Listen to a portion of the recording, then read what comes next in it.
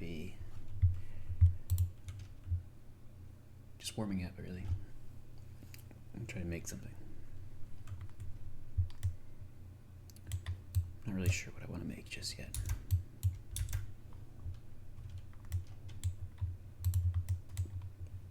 But I'm going to start with some sculpting.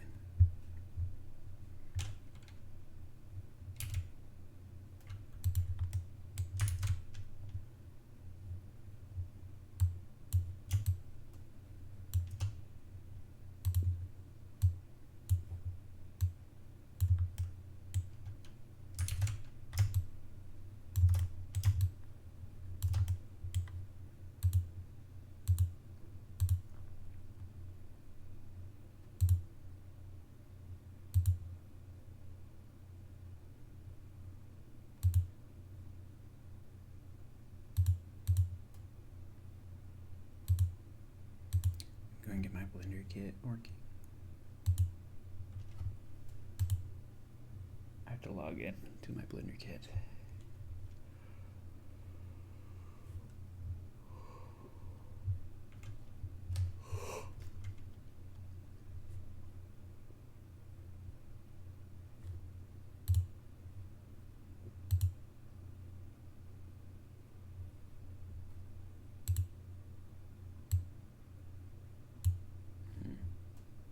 I think I would also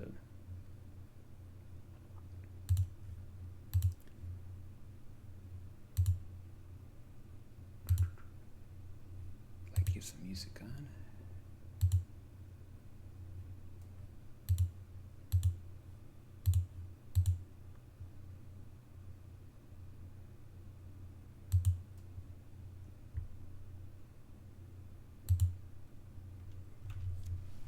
We're gonna go ahead and put on some lo-fi music for myself.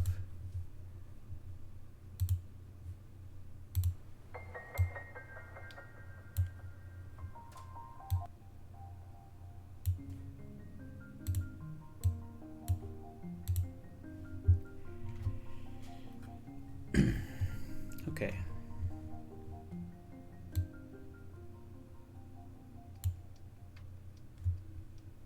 Some quiet music playing.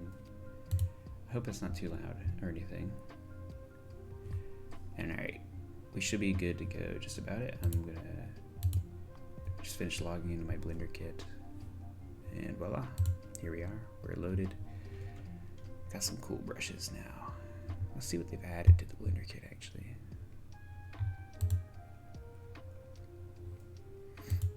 I haven't browsed it in a minute.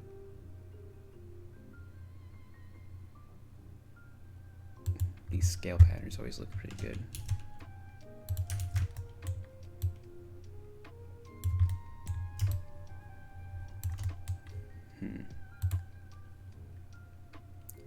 Let's just find something interesting.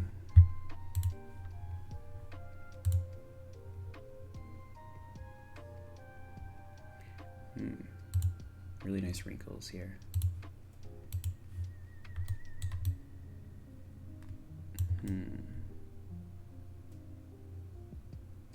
Interesting. I think I want something a little more formally extreme.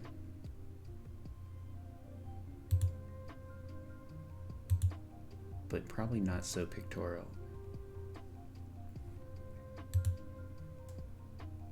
These are really nice though.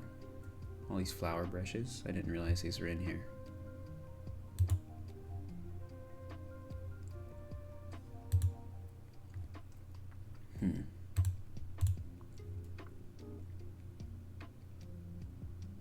Two stars. Wow. Oof.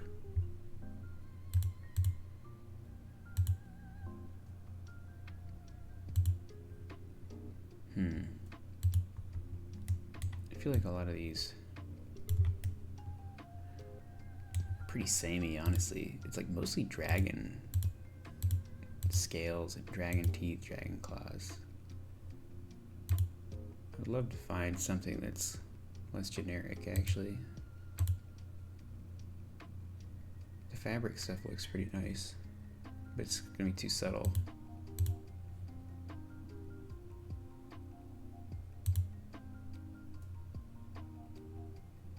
Okay, well, what I'm finding is a lot of these are just like appliques. None of these are gonna be really like a form, which is what I really want actually, is more of like a form.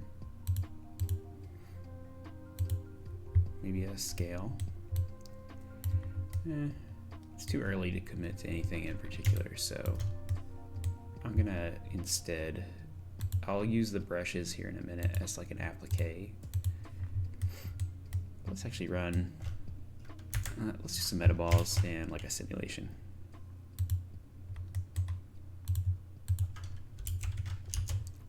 Okay, so just increasing the resolution. Let's go ahead and add a turbulence in, and go ahead and put a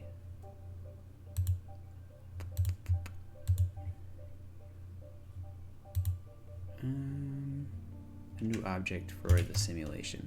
Let's actually, for this case, just use a sphere. And we'll use the particle sim. I'm gonna move this meta ball. Oh, actually, I'll put this as the base meta ball, and we're gonna put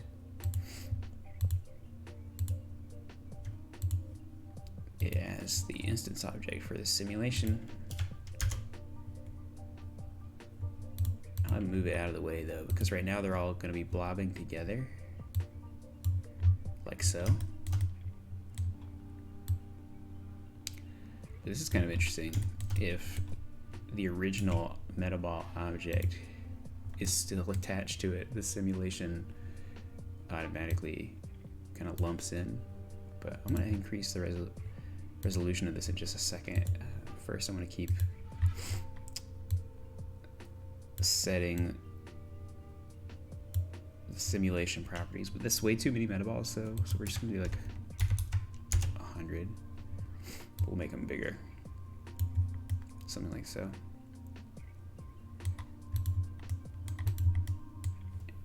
And we'll be hiding that object out eventually, but I'm just going to use this to generate some kind of interior form, I think.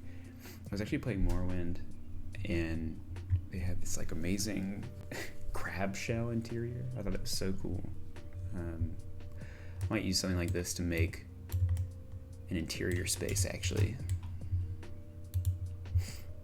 So we're just gonna push this forward like so. I don't even really need to run the simulation, but I will turn it on for just a second just to see. Let's actually turn off its initial velocity and crank up the turbulence.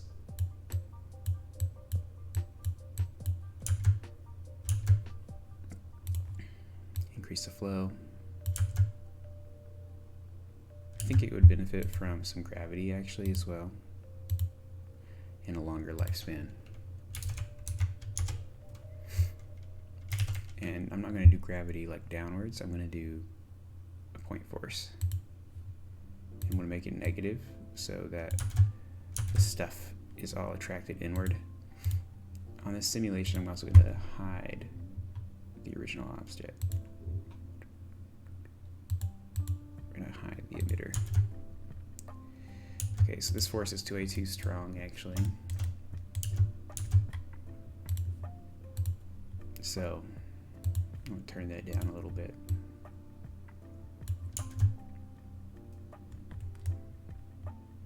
Oh, this has immediately made it less of an interior, which isn't always a bad thing. It feels, that's interesting that that meta ball just gets like stuck in the force field over here. I wonder what that's about.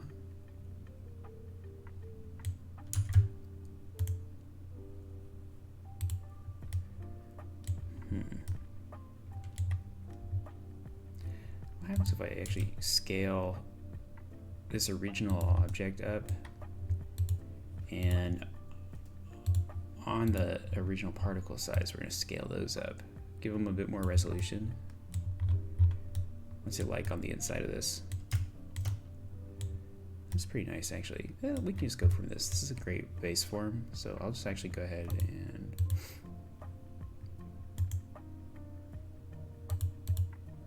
convert all these to a mesh. And I'll go to edit mode and separate all the floaters.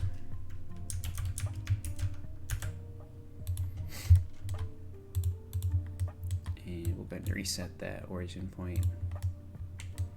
We'll scale it up a bit so we can be inside our creation. We don't need any of those original objects anymore. We're just going to call this the object.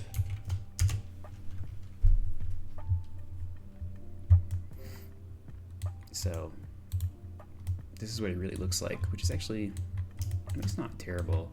It kind of funnily looks a bit like, it looks higher res than Morrowind geometry. Yeah, I would assume it is because it's about 20,000 faces. So not exactly low poly, but this is a interesting baseline. Now we really only need the interior of this though, so I'm gonna keep scaling it up. I'm gonna add a cube object for a reference, because this is 2 meters. This is the size of a person by default.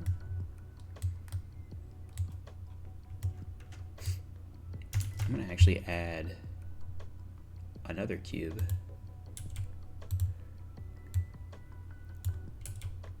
And I have a feeling this will merge in.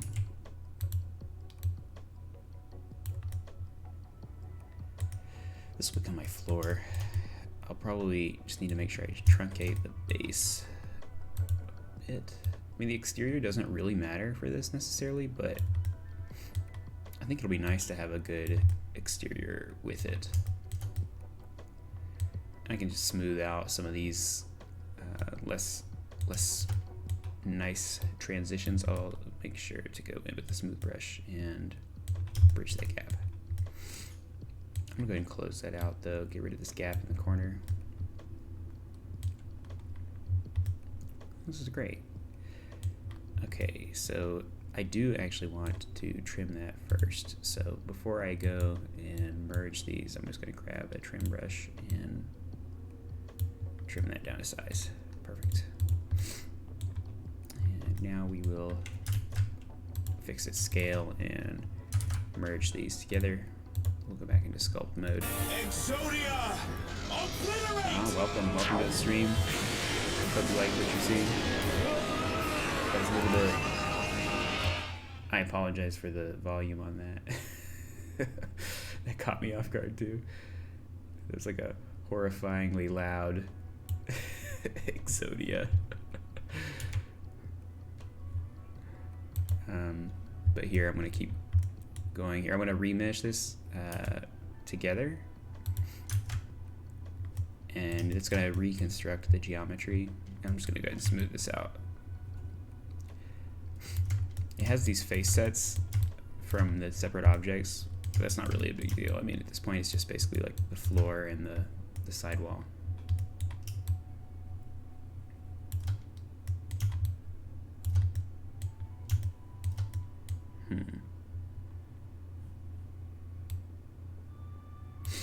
Turn that audio back up. So this is already looking all right. If we just pull this up to our cube, or our cube down to our floor. I'm going to use the cube and actually frame select it, so that way I'm like inside the object. And now, voila, we have a pretty interesting vista here, but I can smooth this out really easily, so I'm just going to go back into sculpt mode and grab the mesh filter and smooth it all out. And I'm going to be doing some pretty radical displacement work on this actually, so before I do that, I'm going to copy this and just hide it out of the scene. So we're going to keep going on this one. So go back into sculpt mode, and I'm going to subdivide this quite a bit more. So I need to be outside. This is a little risky because I scaled the object up quite large, so I need to be careful with remeshing. but I should be able to push it a little bit. If it crashes, then I've gone too far.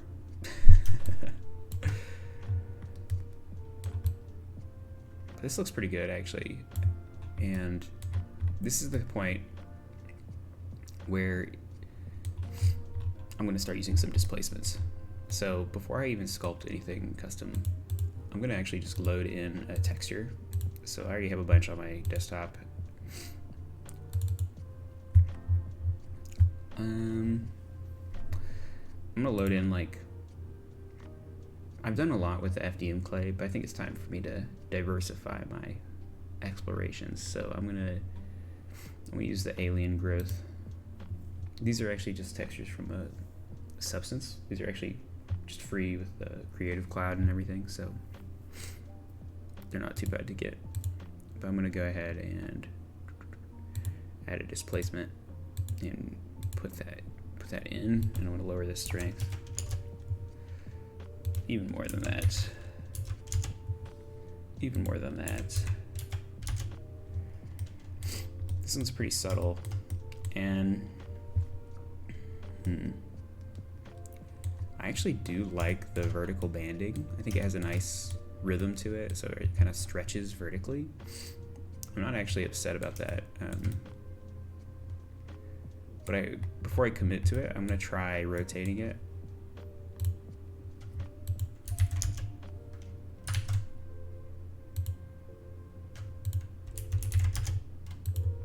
This is just like kind of like a hack method.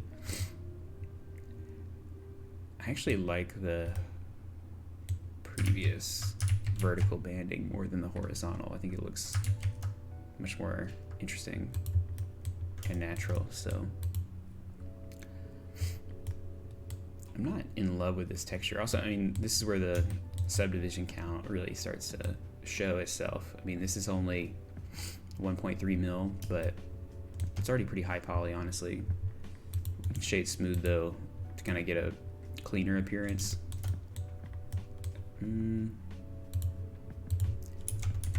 Let's see. Do I like this strength on it? It's not bad. This actually works out pretty nicely for the scale. I love these kind of ripply zones. I'm gonna try another texture though, just in case. I've been a fan of this one for a long time. I've used it a few times for different projects, but I think that I want to change the scale. This feels too fine. So I'm actually gonna scale it down. I'm gonna press Control A. So okay, this is way too fine. So we're gonna keep scaling it down until the floor pieces get, oh, that's perfect. I'm gonna scale it back up. Turn back on my reference cube.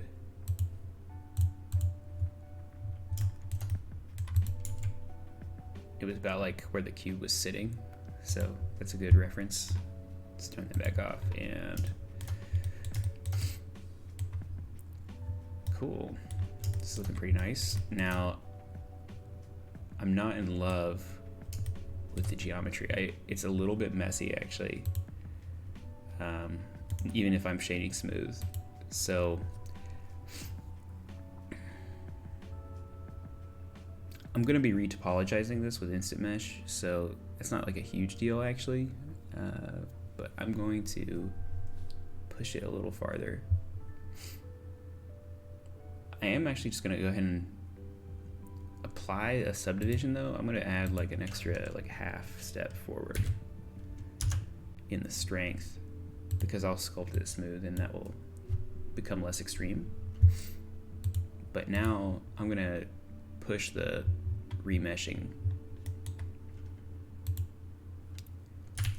Okay, first I need to apply the scale though. And of course, this is the best time to save.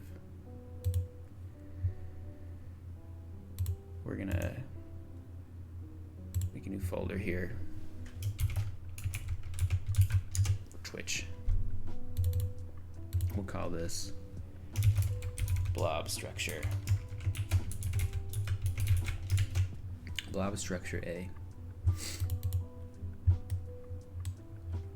I mean, I like this as a form mostly because it's an interesting object, but it makes a nice room.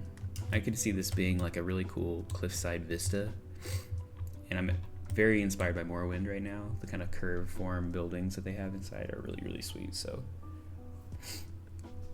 we're just gonna keep going on this, but now that it's saved, we're safe to do some violent remeshing. So hold on to your breeches. Don't do this at home without adult supervision. Okay, so I'm just gonna be testing some remesh values first. So right now we're at 1.3 million polygons. So this resolution, if I remesh it, it has lost resolution. So it went down to 700K. So I'm gonna undo that. And I'm going to step this down pretty delicately though, because I don't want it to crash actually. Believe it or not, I don't want it to crash, but it might crash. Okay, it still lost a little bit of resolution there. So we're gonna push it a little farther. We'll probably go down to 0.8. And I feel like that'll be probably in the 5 mil range for polygons. I'm just like watching the polygon count in the bottom right. 1.7 mil. I can go farther than that. I'm not gonna undo it this time though. But let's go down to 0.6. So I'm just using the sculpt mode remesh tools to rapidly do this because I'm gonna be staying in sculpt mode for most of this. All right, whenever you get the blue circle, that means you pushed it. Okay, so this is at 2.8 mil. I'm gonna push it farther. I'm gonna push it a little bit farther because as soon as I get the geometry where I want it, I'm gonna use instant mesh and substance to bake this form into it. But the higher poly it starts at, the nicer it will be.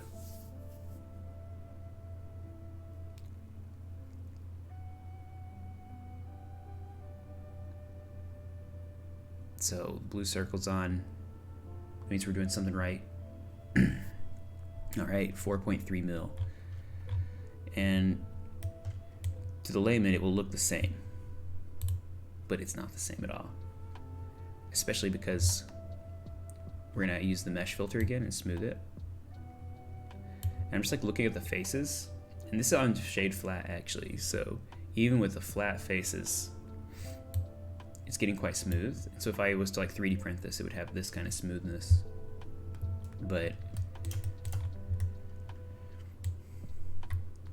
if we go back into object mode, we do shade smooth.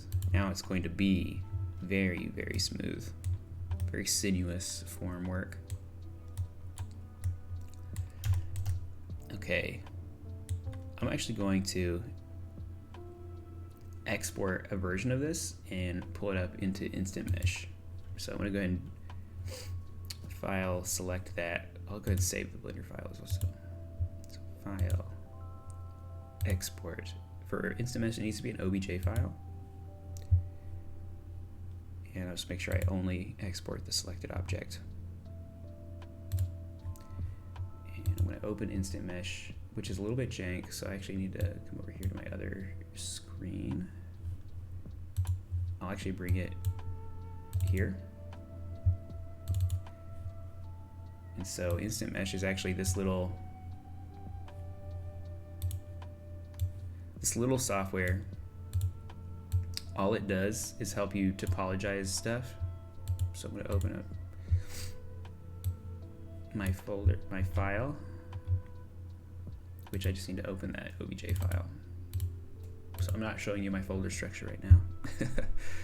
In the command line, it's gonna tell you what it's doing. So it's just like loading the blob structure. And it's a pretty big polygon count, so it's gonna take a second to do that. This is like one of the most powerful supplemental modeling tools you'll ever see. It's gonna cleanly retopologize the whole thing. Collapsing, doing all the cool stuff. Excellent. So it's in. This is loosely the target polygon count. I don't actually know how it picks around this, but my experience has been that it's never actually that close to this number. But to use this, you hit solve. It's gonna calculate some stuff. You hit solve again, it's gonna calculate some more stuff. And you'll see it's generating a pretty nice topology for us. Let me just say export mesh. Let it do its thing. It's gonna generate the new mesh from it. And we'll go ahead and save that. The one caveat for this is that you have to type .obj, say .obj to export it, otherwise it won't like you. Okay, it has written, and now we're back in Blender. So what I'm actually going to do is just import that new model.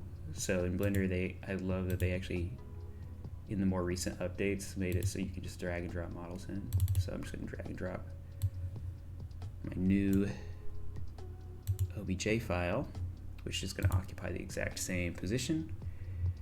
And we'll hide our high poly out. And this is what it looks like, which looks worse, obviously. But the secret is that it's better. Trust me. Trust me, it's better. And we shade smooth. But the reason this is better is because the topology is much cleaner. And if we look even at like a comparison between the previous version, this is not even with the displacement. If you look at the topology, it's kind of all over the place. It's like really chaotic actually, where it has these like diamond pieces put into it. But this one is going to be more closely aligned to a quad mesh, which may look, like I said, very similar, but this actually makes it possible to texture unwrap. So that's the main thing.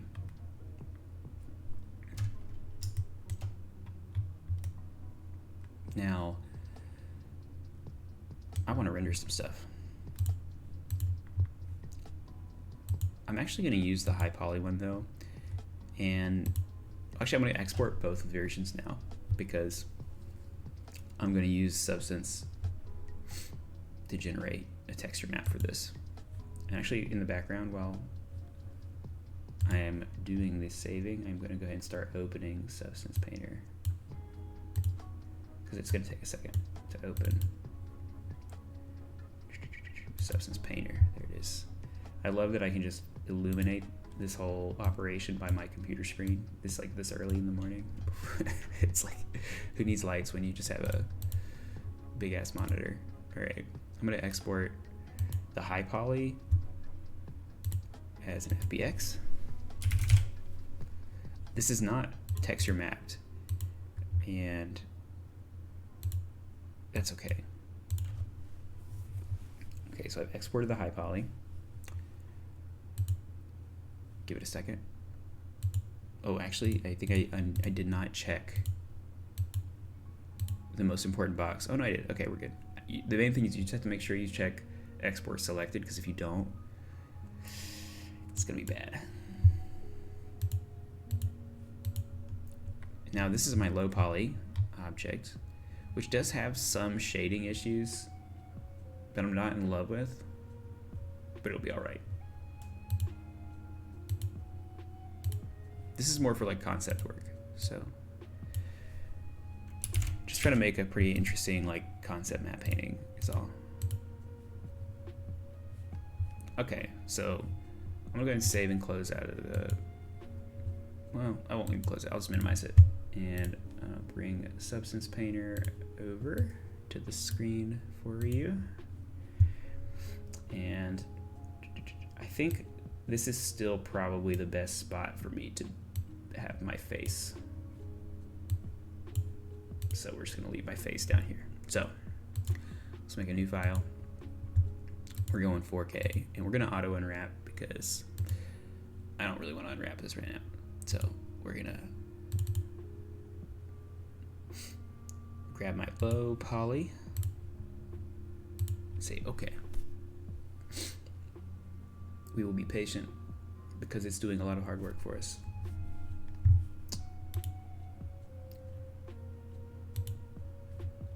Being patient.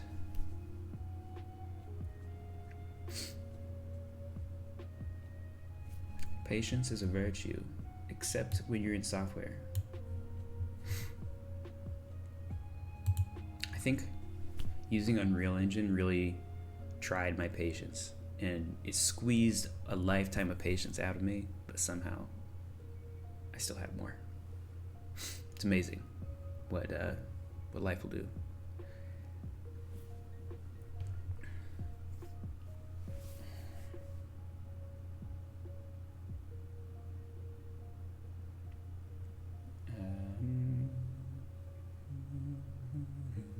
This is a pretty complicated object, so I'm not surprised that it's taking a minute. If you're ever in doubt, though, of its capabilities, I mean, we can just try some UV unwrapping here in Blender first. So it's still a pretty complicated object. And like, I'm just curious what the Smart UV project will do for it. Which, I mean, this doesn't look awful, but it doesn't look good either. It's got all these like, small, like, spindly bits.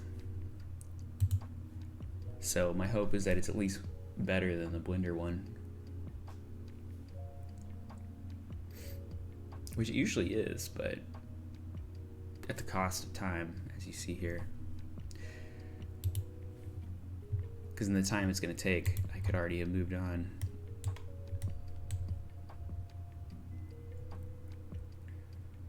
I mean, this is just too many seams. I mean, heck, I could probably even manually unwrap this in the time. Let's see. That's the challenge is accepted. I don't really have a good way to preview. Okay, well, actually, it jumped up to 40%, 50%. So there's no way I'm going to beat it, but I could mark some seams and stuff. I would mark the seams around this lip.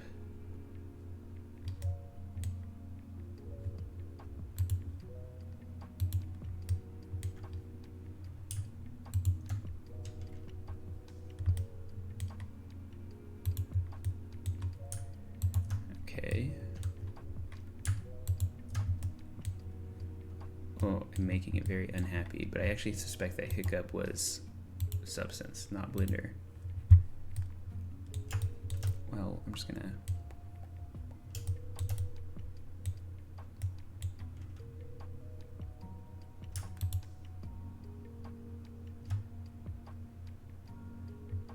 try to select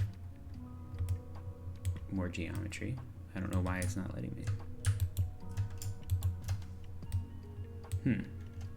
Fascinating. There he goes. I'm gonna just follow the contours.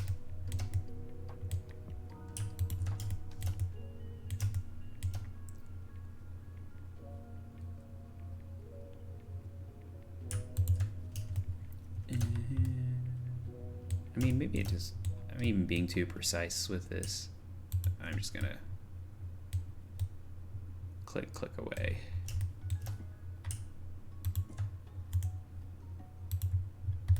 I mean, I would do something like this for each of the openings. I would like go around and make sure I have a cut. And even these little holes, I would actually do, for these, I would do a loop at the top and then one at the bottom of each hole, which this is where this kind of process can get really tedious. So I'll mark those. And mark these.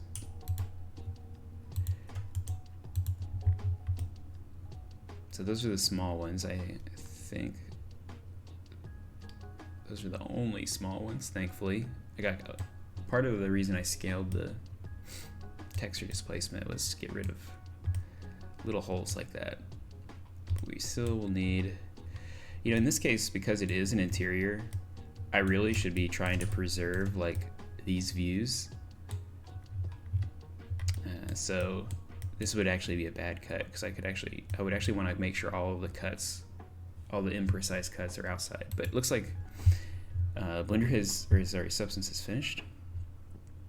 I think funnily this does look significantly worse, if I'm honest. I mean, it would honestly be better too if I took this back into Blender and just like cut this and like moved it up here. But we're gonna roll with this. We're gonna go ahead and bake the mesh maps. And let's just like take a look at how this is. And for baking the mesh maps, this is where I want the high poly mesh. So I'm gonna grab the high poly version, and it's gonna bake the high poly detail into the low poly object. Lower poly object, not low poly, but lower poly. Oh, you just wait for the magic.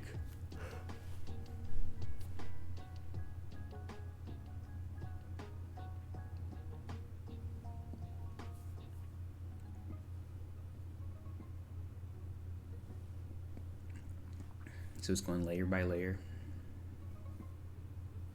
This isn't even honestly super important for what I'm probably gonna do for this, but can't hurt.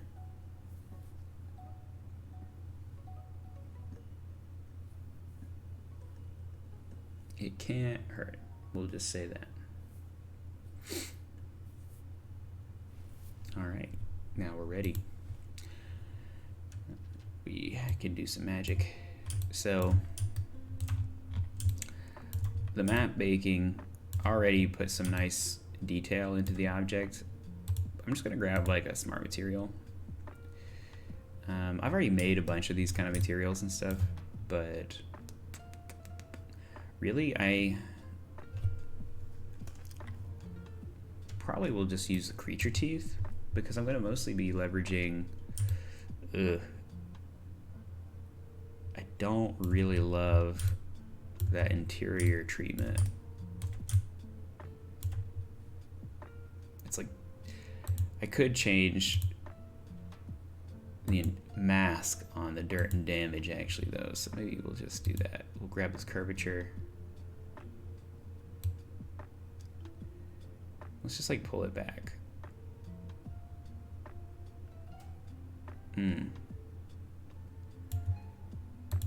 We'll try the dirt level.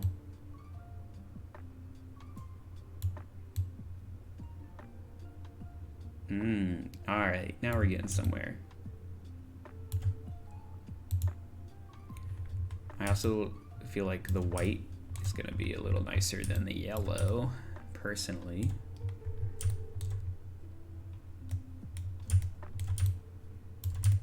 This looks pretty good, actually.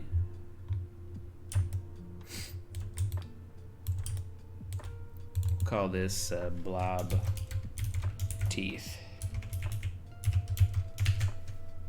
And I'm going to go ahead and take this over to Blender again. So I'm going to export the textures.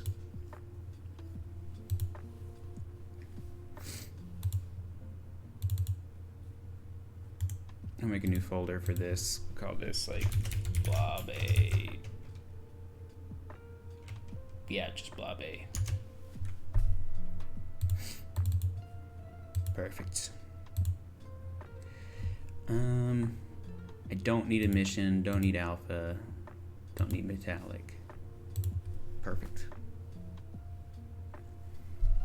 All right, I'll go ahead and save this as well. I like this version of the teeth texture. Blob A. Save. Now, I actually will export another set because this would be sweet in Unreal. So I'm going to export an Unreal Engine set. We don't need emissive for that one. And I'm going to make a new folder inside of this for Unreal.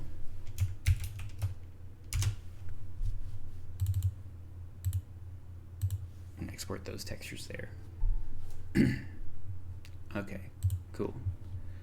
Now I need to export the mesh, actually, because the texture unwrapping happened here.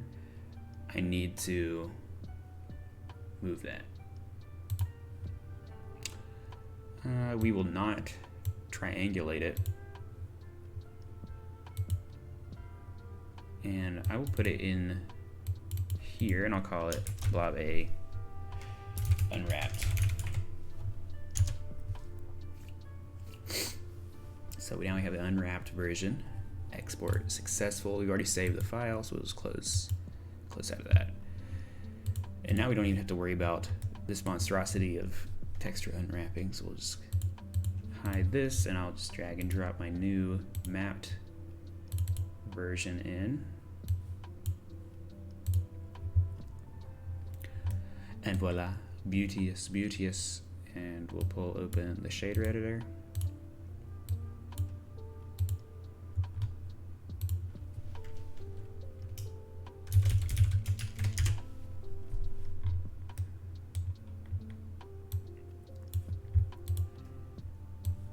And we'll start bringing in some of these extra layers. We don't actually need the displacement here, but we'll bring it in just in case. Okay, get rid of that. Okie dokie. So obviously the base color goes into base color. We can go into the material previewer as well. And obviously roughness goes into roughness.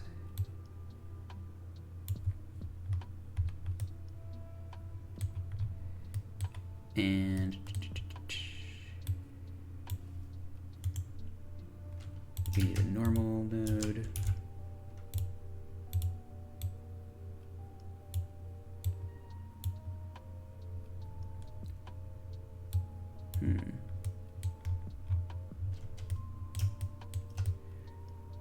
This feels not correct.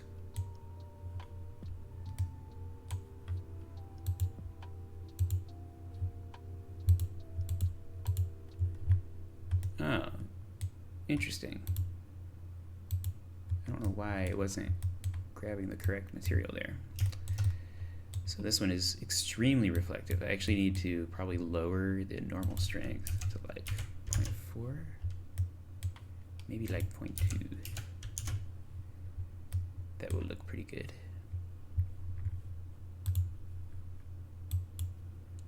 And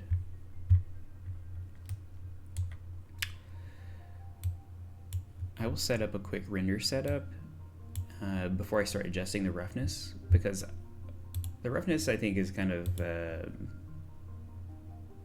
maybe a little overdone at the moment. It's a little bit too shiny to work on all this. We'll rename that. Let's go ahead and set up our render setup. We'll go to cycles, GPU. I'm actually gonna go ahead and jump like inside this object and just position a camera.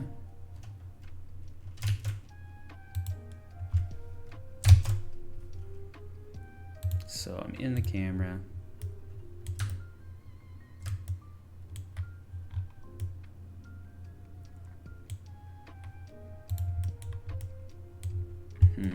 I'm actually just gonna use a little bit of cinema magic here.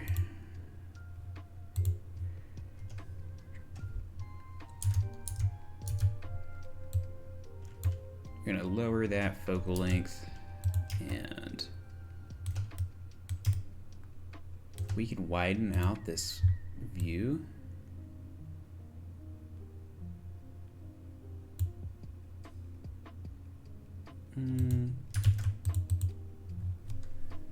We will use some math here. We'll do a 3-to-1 ratio. And we'll pull the focal length in even more. So we have something like this. We'll change our world color to black. And I'm just in Eevee right now, but actually I'm in cycles. I already switched it. My bad. Which is what I want to be in, but we could do some look dev in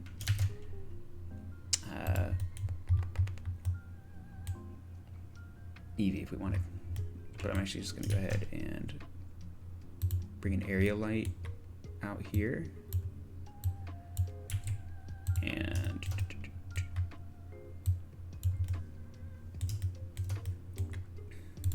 some of the neighbor traffic is coming up. It's not sunrise yet. I have my window open next to me, so when the sun comes up, it will be a little brighter in here, I hope. All right, we'll jump back into our camera. Let's see. How many zeros do we need before we see something?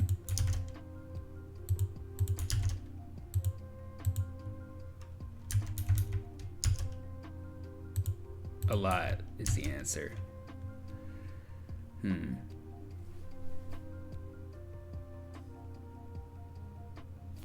I'm actually going to switch over to Eevee.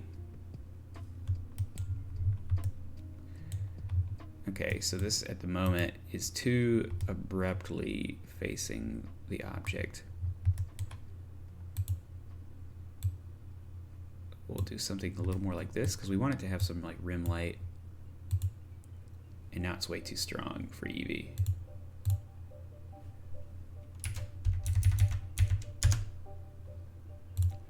Much nicer.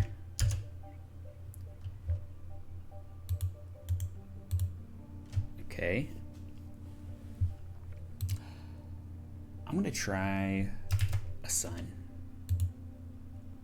I'm skeptical that I should have a sun, but a sunlight, I should say. Let's just try.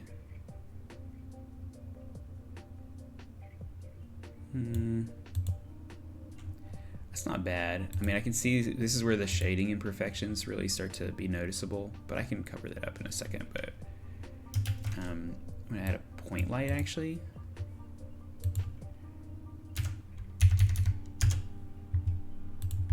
And I'm gonna position it maybe back here, out of frame. That's just gonna lift the shadows, but that's probably too lifted now. Not lifted enough. I mean, I don't like how desaturated this is. I actually want a little more color. And I'm gonna switch to cycles now. And instantly it's gonna look great. Okay. Now we're at a moment of decision.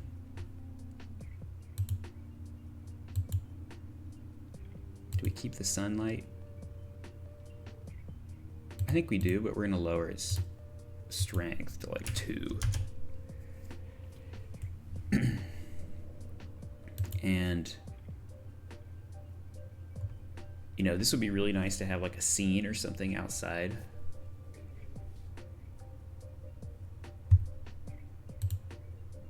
But we're just gonna change the area lights color to a cool. I'm gonna add a volume cube, which is gonna be my fog. Everybody needs fog.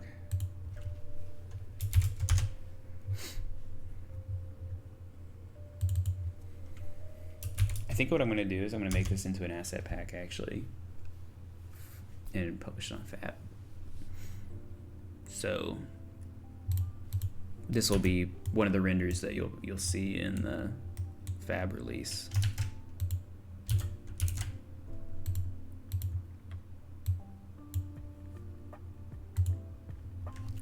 And this will be one of the scenes I probably put in the Blender file.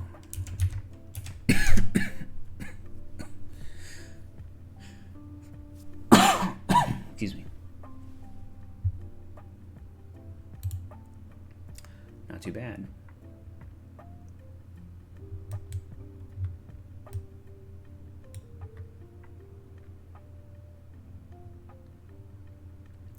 I actually like maybe a view outside of it a little more. This shows some of its nicer moments. I'm actually gonna lower the normal maps again. I'm gonna lower it to like 0.1 because I feel like that's actually where the visual glitching is coming from.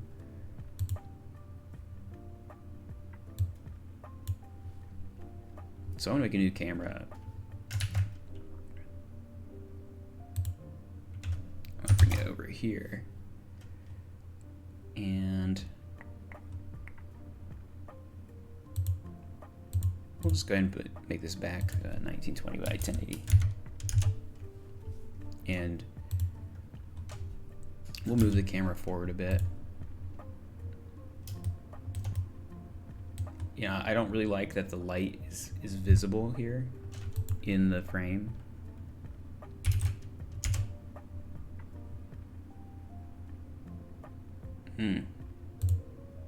Oops.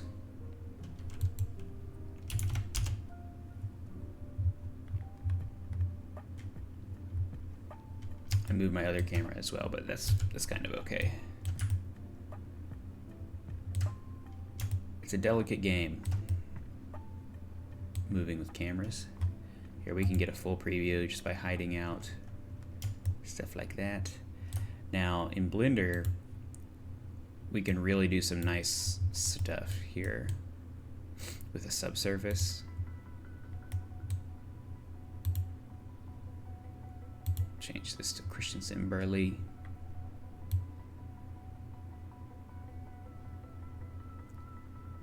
I'm going to push the subsurface a little bit.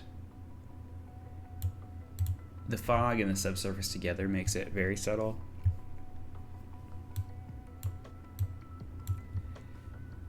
But I am actually going to go ahead and hit the render button on this.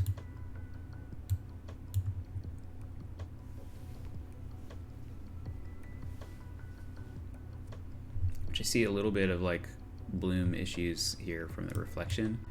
Now this is where I might want to tune the roughness map actually.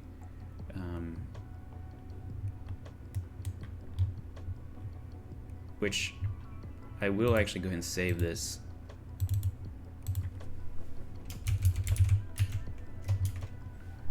As an image, but I'm going to tune that roughness map now in the render view. So I'm going to go ahead and grab a color ramp.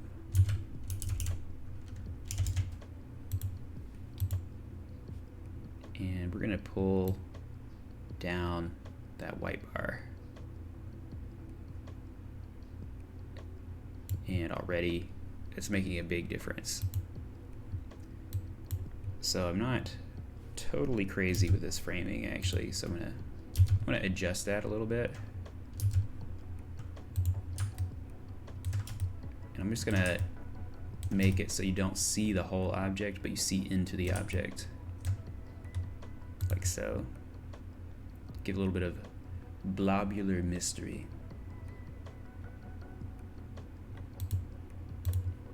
Something like this looks pretty nice. I can still see some issues with the normal map, but I do want the normal map to be present. I just will lower it like 7.5. And now before I finish it, I'm gonna actually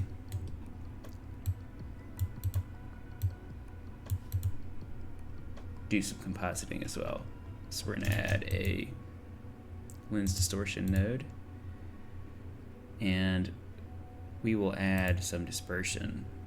Now we can preview what that's gonna be like. This is a little bit strong.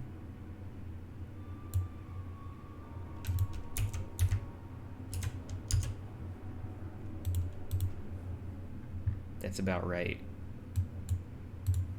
Not much, just a pretty subtle amount of it. And I'm also going to add depth of field blur to the camera. I want to rename this camera. Made it pretty unhappy by switching there to the material preview, I think. If it crashes, that's a little unfortunate, but hopefully we can still get an autosave. I don't think it will crash, it's just taking its time. Okay, and we'll call this exterior.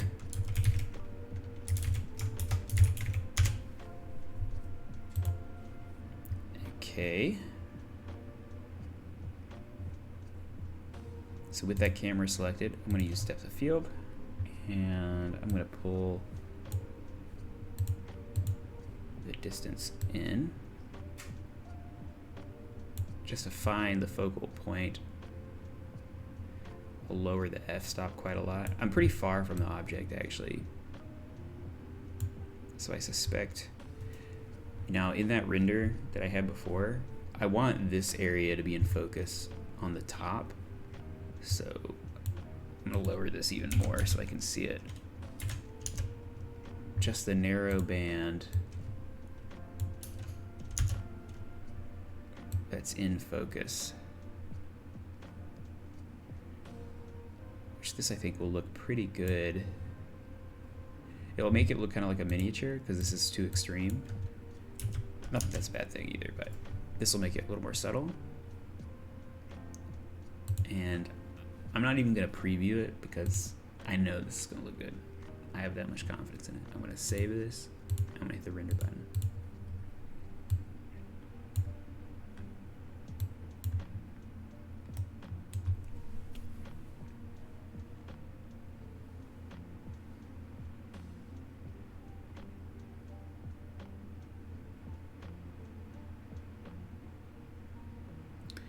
All right. Now this is just peachy. We're gonna call this A2, and I think we could use a character. So I'm gonna grab one of my characters. So it's just gonna take me maybe a second to find them.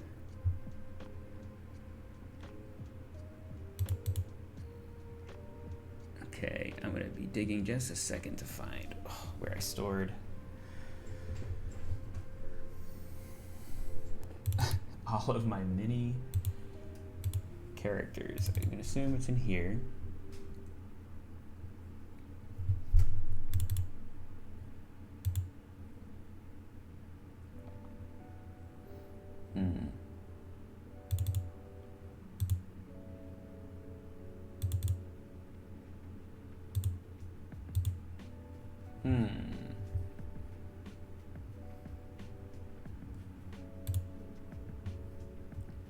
Man, where did I save that actually? It's been so long since I've opened this stuff. That's no good. Yeah, here it is. I'm just like digging through folders right now, trying to find where I saved some of my characters. Here, I'll leave this render preview on while I'm digging for a second. I'm blinding myself.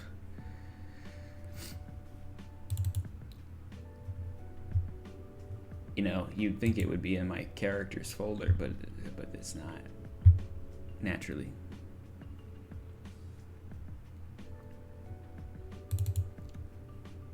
Okay, found it. So I'm actually going to open a different Blender file. I'm going to find which character I want.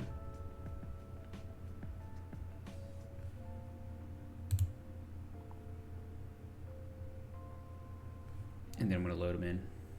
So I'm loading a master set. So I have like a big collection of like sculpted custom character sculpts. I'm going to use one of them.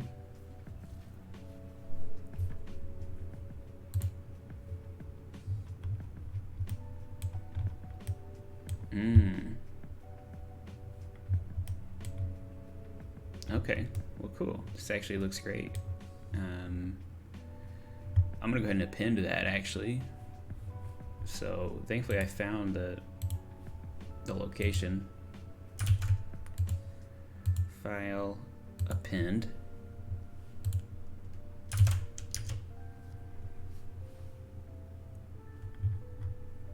It's in master set 2 here. And we're gonna go for an object. Oof. And we want this one. Perfect, we got it. I'm gonna close out the other Blender file and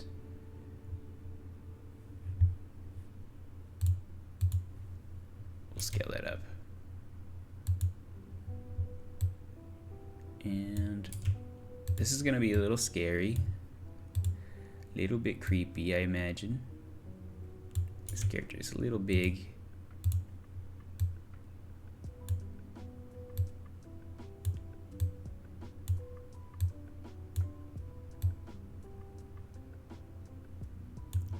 Okay, and I don't think that this character actually has a material on it.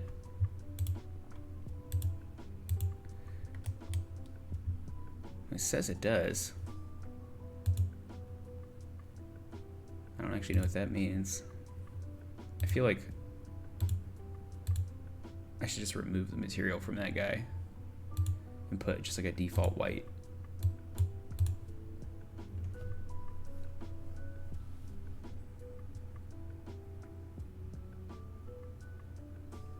And let's see what the composition is like actually. Before we go too much farther on this, I'm gonna go ahead and bring in some viewport guides. Rule of thirds. Aha. He's a little bit off. That's not a huge deal. It doesn't have to be perfectly on the rule of thirds.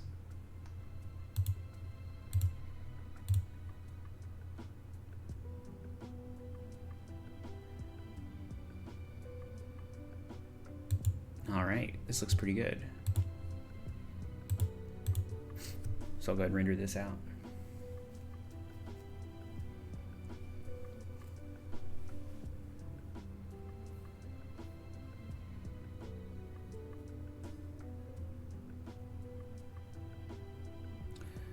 Call this a very shapely render.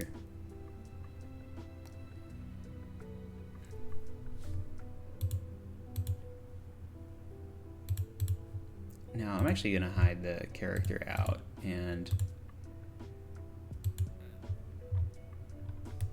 well, actually we should do an interior here. So I'm gonna take a second to find a nice interior set of views, and I like the idea of widening this quite a lot. So we'll just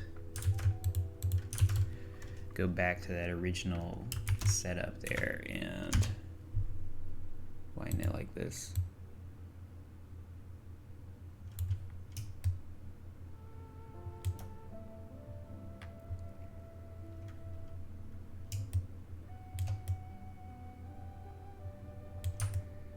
We'll do something like this maybe.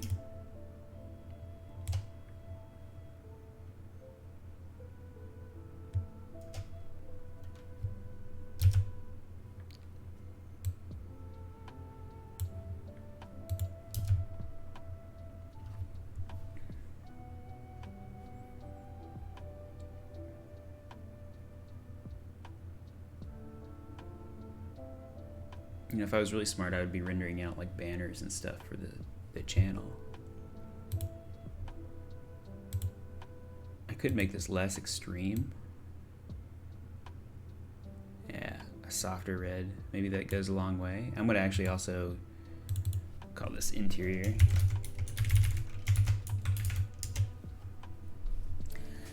I'm going to also use depth of field here.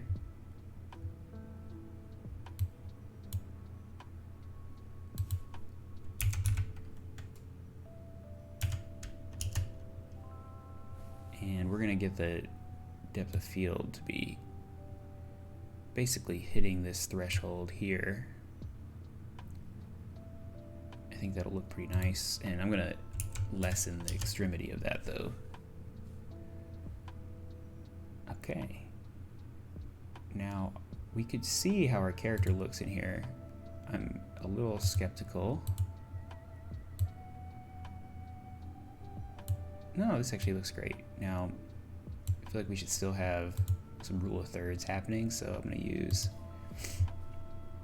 the thirds guide here.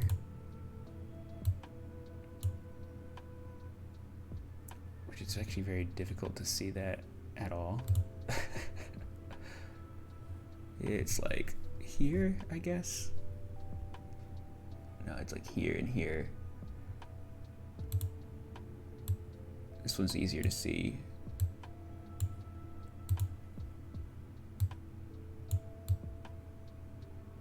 So we'll do this one and we'll rotate it like this.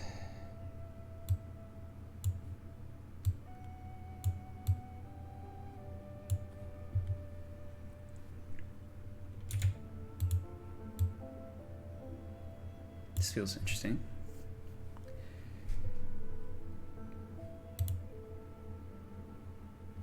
Okay, I'm gonna switch out of render view now, and I'm gonna jump out of the camera to more precisely position this dude.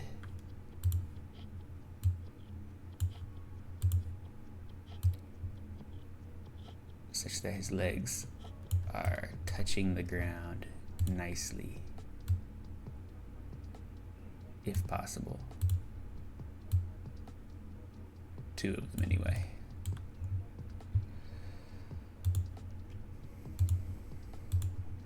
Okay, that's fine, but maybe he's leaning like too much now, because he was already leaning, so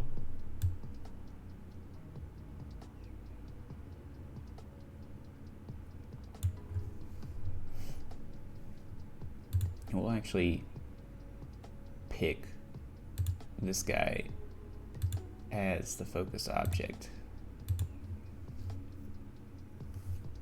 I'll go ahead and save again. It's been a while since I've saved.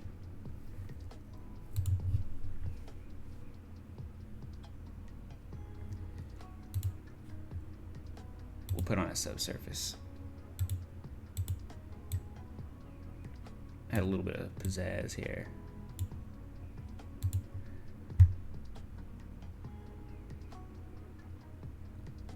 Cool. Well, let's hit the renderoni button.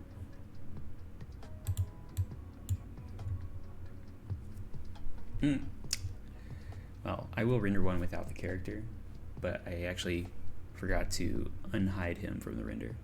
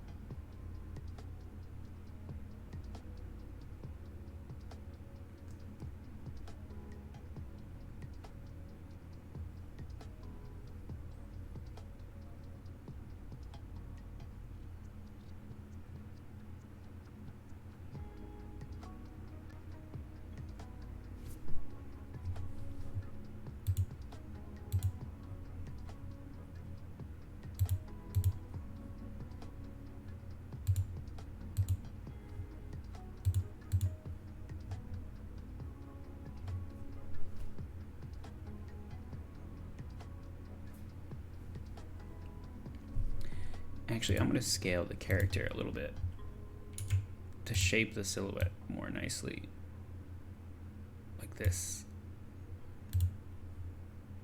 There we go.